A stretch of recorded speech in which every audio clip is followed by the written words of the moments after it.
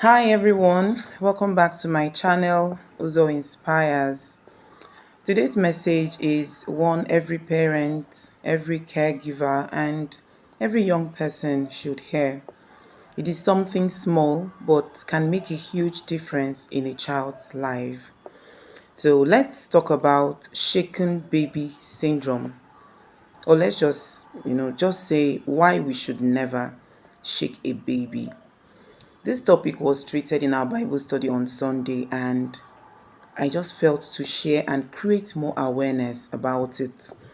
When I initially saw the topic, I it felt off to me, though we've been treating child harm for some series of weeks now. So this is kind like a subtopic under it. But I still why would we talk about shaken baby syndrome? But when I studied the texts and the study questions, two texts stood out for me. Psalm 127 verse 3 that says, "Children are a gift from the Lord, the fruit of the womb is a blessing." And the second one, Genesis 21 from verse 14, where Abraham sent Hagar and Ishmael out of the house, giving them bread and water. And then Hagar took her son into the wilderness of Beersheba. But when their water finished and possibly their food too, Ishmael was crying a lot. So she had to put Ishmael under a tree and stood away because she couldn't bear to see her baby come to harm. When a mother sees the baby cry a lot. So it then made a whole lot of sense why we are treating this topic. It is showing God's injunction and the scriptural stand on how children should be treated. Now let's go into it. What is shaken baby syndrome? Shaken baby syndrome happens when a baby is handled roughly, especially when they are crying. Because the body of a baby is still, soft, their head is still soft. Any hard movement could cause injury to them within. That is why it is very important we handle every baby with gentleness and care. Then babies within the age of 2 years and below are those who are prone to this syndrome, but mainly from 2 months to 8 months. That is when babies cry a lot. When after you've done all you know to do, they keep crying. But let's not forget that when babies cry, that is their only way of telling us that they either need a diaper change, or they are hungry, or they just want us to cuddle them. These are the signs you might need to look out for to know if your baby is experiencing this syndrome.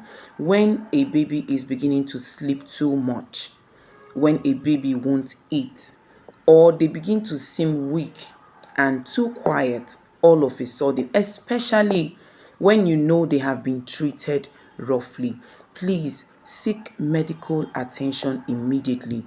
Do not ignore this sign. Now, why does this happen? This usually comes from frustration and not hatred.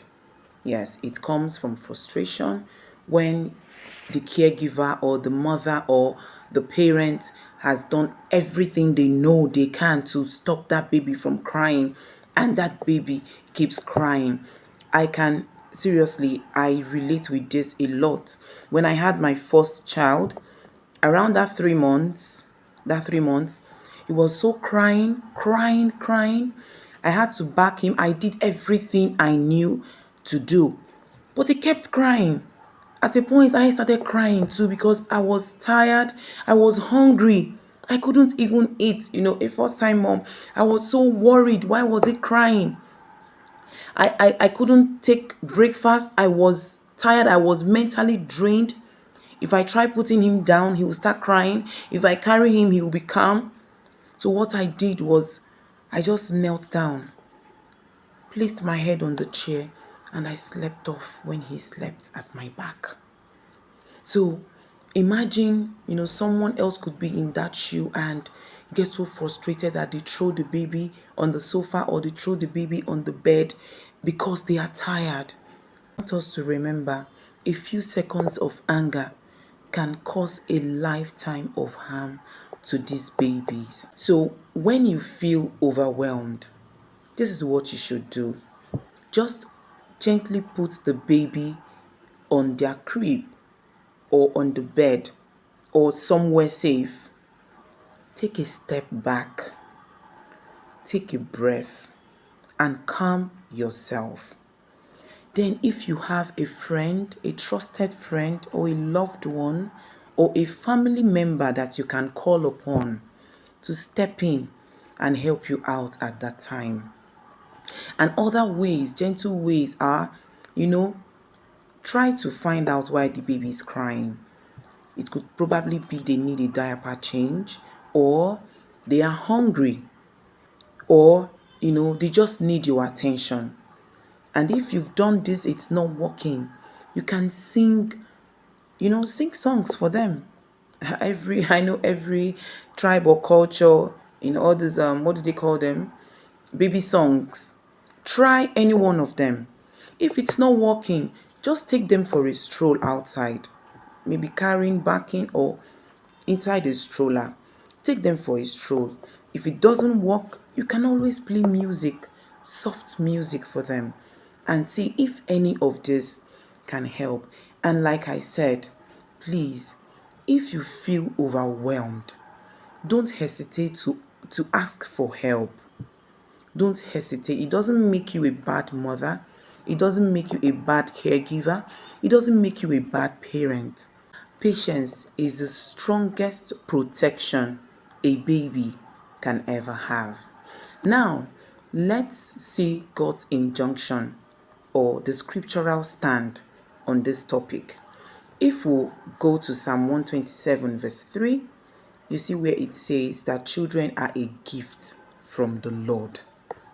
So we always need to remember that these children are gifts from God that we should handle with care, handle with love, and handle with gentleness.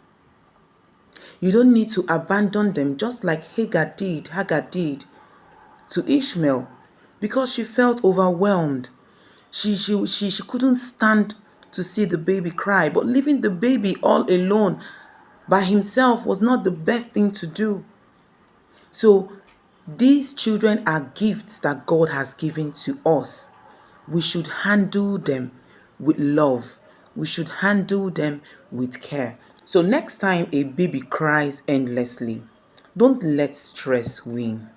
Like I said, take a step back, take a deep breath, and remember that that little one is depending on your patience. Don't forget, a calm heart saves lives. So share this video to create awareness and protect our future generation.